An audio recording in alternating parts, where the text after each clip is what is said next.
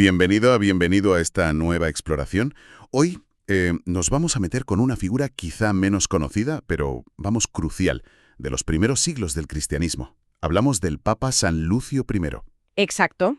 Su tiempo como obispo de Roma fue, bueno, increíblemente breve, ¿no? Menos de un año. Sí, entre el 253 y el 254 después de Cristo. Pero es que le tocó justo en un momento de una agitación tremenda. Para el Imperio Romano y, claro, para la propia Iglesia. Una época complicadísima. Para entenderlo, tenemos aquí fragmentos de análisis históricos y sobre todo algo muy especial. El testimonio casi directo de San Cipriano de Cartago. Sus cartas nos dan una visión, bueno, única, de cómo se vivió y se vio el liderazgo de Lucio, casi en tiempo real, ¿no? Sí, son una fuente de primer orden, la verdad. Nuestra misión aquí es, intentar comprender quién fue este hombre. ¿Qué significó ser el líder de la Iglesia de Roma en plena persecución, con cismas ahí naciendo? ¿Y qué huella pudo dejar a pesar de lo poquito que duró su pontificado? Vamos a sumergirnos en ese siglo III tan complejo. Pues sí, vamos a ello.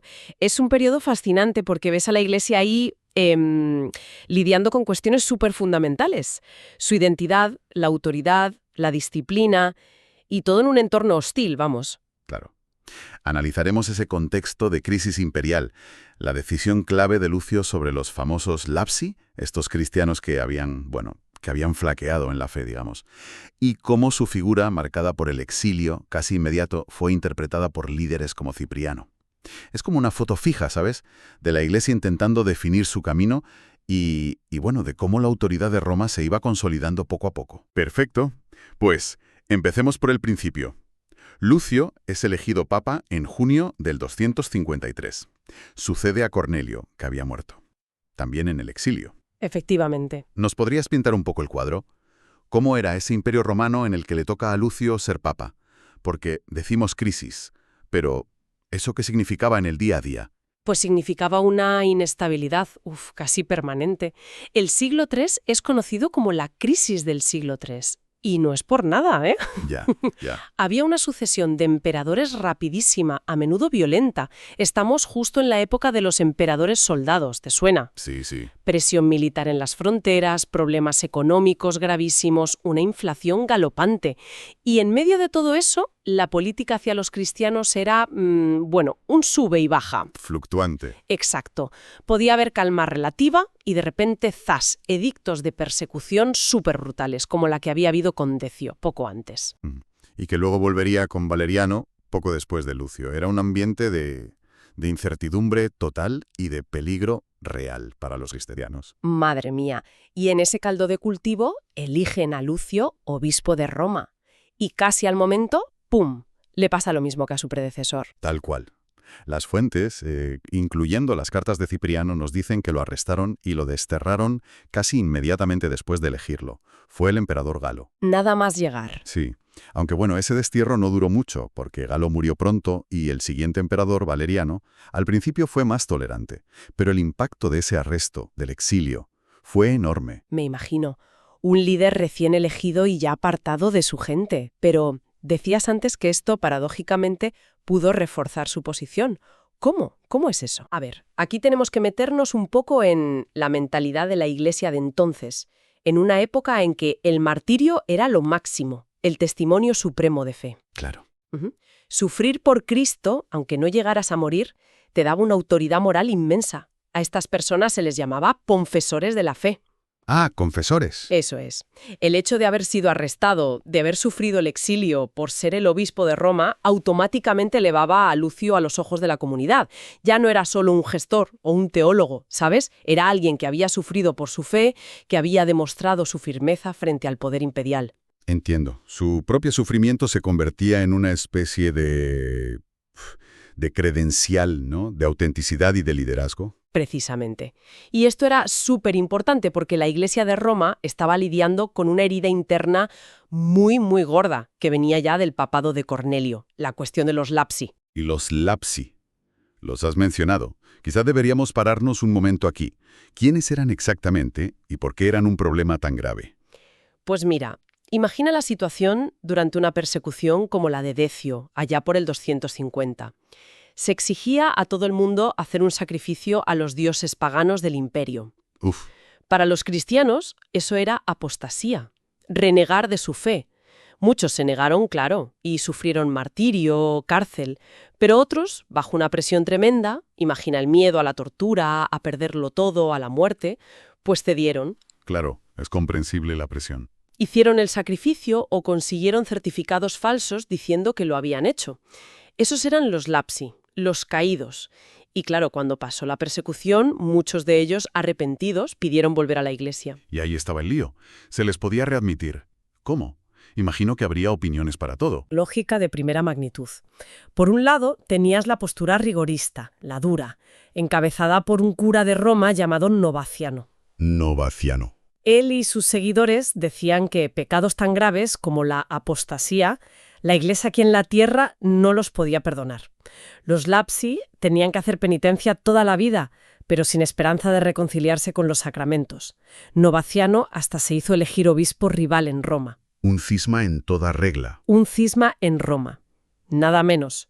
Y frente a esa dureza, ¿qué camino eligió Lucio I? Pues Lucio I siguió firmemente la línea que ya había marcado su predecesor, Cornelio, y que era la práctica mayoritaria de la Iglesia, ¿eh? Vale. Sostuvo que la Iglesia sí tenía el poder, recibido de Cristo, para perdonar todos los pecados, incluida la apostasía. Eso sí, siempre que el pecador demostrara un arrepentimiento sincero y cumpliera la penitencia adecuada. O sea, no era barra libre. No, claro. Requería un proceso, pero afirmaba que la reconciliación era posible. O sea, una apuesta clara por la misericordia, por la reintegración, en vez de la exclusión. Pero, ¿no había riesgo de que esto se viera como muy blando? ¿Como rebajar las exigencias de la fe? Sobre todo por los que sí habían aguantado. Ese era justo el argumento de los novacianistas. Acusaban a Cornelio y a Lucio de laxos, de comprometer la santidad de la Iglesia. Pero la postura de Lucio, como la de Cornelio, no era simple laxitud, se basaba en una teología de la misericordia de Dios y en la autoridad de la Iglesia para administrarla. Y aquí es donde el testimonio de gente como Cipriano de Cartago es oro puro. Cipriano, obispo de Cartago en el norte de África. Una figura de un peso enorme en la Iglesia de entonces. ¿Cómo reaccionó él ante la postura de Lucio? Cipriano fue un aliado total de Cornelio, y cuando Cornelio murió, apoyó a Lucio sin dudarlo. Vio en la postura de ambos la continuación de la auténtica tradición apostólica, frente a lo que él consideraba una innovación rigorista de Novaciano. Ajá. En sus cartas, Cipriano elogia a Lucio justo por mantener esa línea. En una de ellas, hablando de esta continuidad en la disciplina penitencial, le escribe algo muy potente. La misericordia de Dios se muestra más grande que las heridas de los hombres. Uf, qué frase. Es que reconoce que la decisión de Lucio no es una opinión personal suya, ¿sabes? Sino la aplicación de la misericordia de Dios que se le ha confiado a la Iglesia. La misericordia de Dios se muestra más grande que las heridas de los hombres. Es tremenda. Implica que la rigidez extrema podría ser más una herida humana que fidelidad a Dios, ¿no? Exacto. Para Cipriano, la postura de Lucio garantizaba que la Iglesia seguía siendo un lugar de sanación y perdón, un reflejo de la misericordia de Dios, y no un tribunal implacable. Y al apoyar a Lucio, Cipriano también estaba reforzando la idea de la unidad de la Iglesia. En torno a Roma, frente al cisma novacianista, has tocado otro punto clave, la unidad de la Iglesia.